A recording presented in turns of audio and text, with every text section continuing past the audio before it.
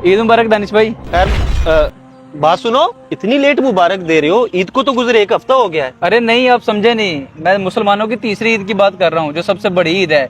इसे ईद गदीर भी कहते हैं। आपको इतना ही नहीं पता? ईद गदीर?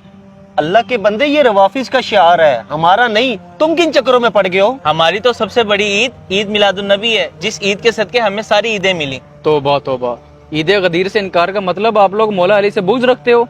वैसे तो तुम लोग बड़े कहते हो कि हम भी मौला अली को मानते हैं। तुम्हारे पास ऐसा कौन सा थर्मामीटर है जिसे तुमने चेक कर लिया कि हम बुग़्ज़ अली वाले हैं? बुग़्ज़ अली तो है तुम लोगों में, क्योंकि तुम लोगों ने हमेशा ये बताया कि हजरत अबू बकर सिद्दीक़ का पहला नंबर है, लेकिन जो मैंने सुना है वो तो कुछ हो रही है। चाहे खिलाफत हो चाहे फजीलत हो, पहला नंबर मौला अली का है। नबी पाक सल्लल्लाहु अलैहि वसल्लम ने गदीर खुम के मौके पर हजरत अली की खिलाफत का ही तो ऐलान किया था, मन कुंतुम मौला फहाजा अली मौला। तो तुम लोगों को नहीं पता इसका मतलब क्या है? इसका मतलब है खिलाफत बिला फसल सिर्फ मौला अली ही है। मेरे प्यारे भाई, पहली बात तो ये है कि आज मैं आपको ये क्लियर कर दूं कि गदीर खुम के मकाम पर हुआ क्या था। नबी पाक सल्लल्लाहु तआला अलैहि वसल्लम ने मौला अली पाक को आमिल बनाकर यमन में भेजा था कि आप वहां से ज़कात लेकर आए। मौला अली पाक के साथ आपके रुफ़क़ा भी थे। वापसी पर उनको आपसे कुछ शिकायत थी, कुछ गलत फहमियाँ थी। नबी पाक सल्लल्लाहु तआला अलैहि वसल्लम ने उन सहाबा की गलत फहमियों को दूर करने के लिए मौला अली पाक का हाथ पकड़कर उसे बुलंद करके फरमाया था, मन कुन्तु मौलाहु फहाजा अलीयुन मौला, कि जिसका मैं मौला उसका अली मौला।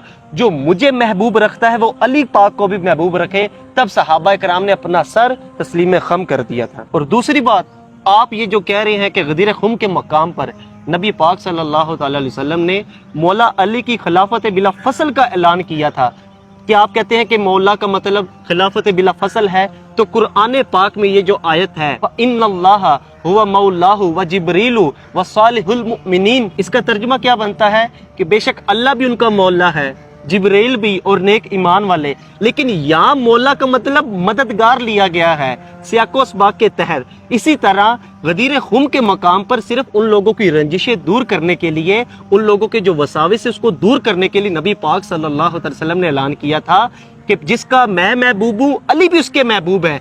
भाईजान, सियाको असबाक के तहत मौला का मायनी लिया जाता है। बताएं मौला का मतलब खिलाफत किधर है? अगर आपके मुताबिक मौला का मतलब खलीफा है तो बताएं अल्लाह तबारक व तआला को भी आप खलीफा कहेंगे? अच्छा चले खिलाफत को छोड़ें, लेकिन इस हदीस से मौला अली की फजीलत तो साबित होती है ना? क्या किसी और सहाबी को ये कहा गया है? हाँ जी बिल्कुल कहा है। हजरत बर्रा रज़ियल्लाहु ताला अन्हु से रिवायत है कि आका अलैहिस्सलातु वस्सलाम ने हजरत ज़ैद बिन हारिसा को अपना भाई और मौला कहा। अब बताएं, क्या हजरत ज़ैद रज़ियल्लाहु ताला अन्हो को भी खलीफा बिला फसल मानेंगे?